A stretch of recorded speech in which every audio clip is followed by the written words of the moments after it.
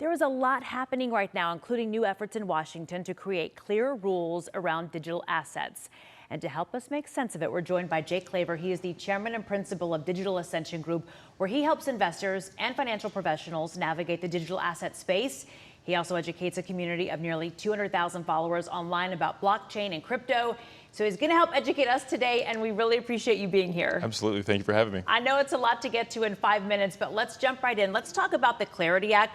There's been a lot of buzz recently about whether or not it's going to be signed soon. So what is it, and what problem is it designed to address? So this is regulation that they put forth. It was actually originated in 2025. I was on Capitol Hill, last summer about this time, trying to get it passed through, talking to congressmen.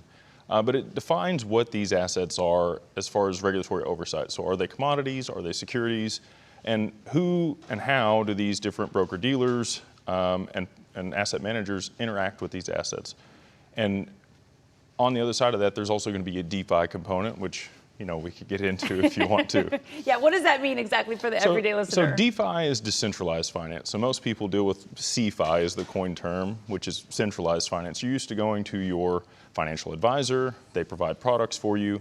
These are decentralized applications where it democratizes access. Anybody with a wallet can participate in those. But how do you define the guardrails around that? Who's responsible if something goes bad? Are these things insured? How are they held?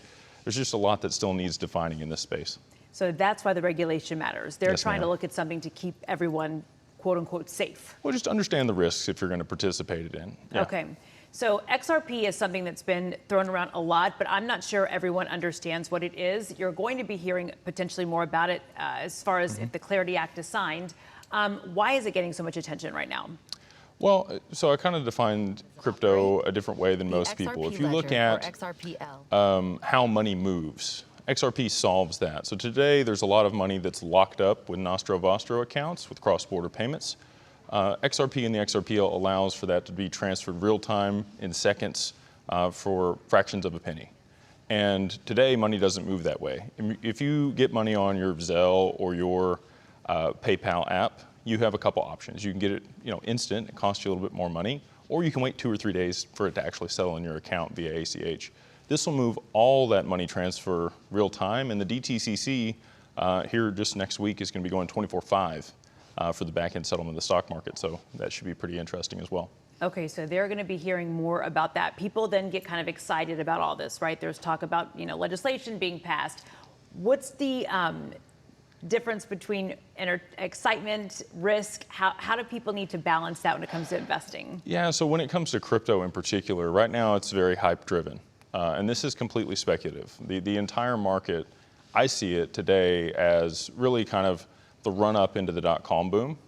Anything with a dot-com behind it, a lot of people, thought it was going to do great. You had pets.com and all these things that got listed that didn't do so well. I think there's going to be a significant consolidation of the asset class. Somewhere between 50 and 100 of these networks and assets will be around over the long term, but it's going to be the ones that are actually used, the Amazons, the Googles, the Facebooks, and the like.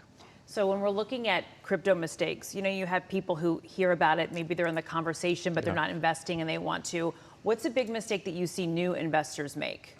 Well, it's complicated to get into this, and this is a lot of what we solve with what we do with our corporation. So if you have your assets on an exchange, we've seen those go bankrupt. We saw that in 2021. A lot of bad things happened. A lot of people lost billions of dollars because there's no insurance, there's no oversight, none of those things. No compliance is required in order to run an exchange today. You don't have to be a broker-dealer or licensed with the SEC.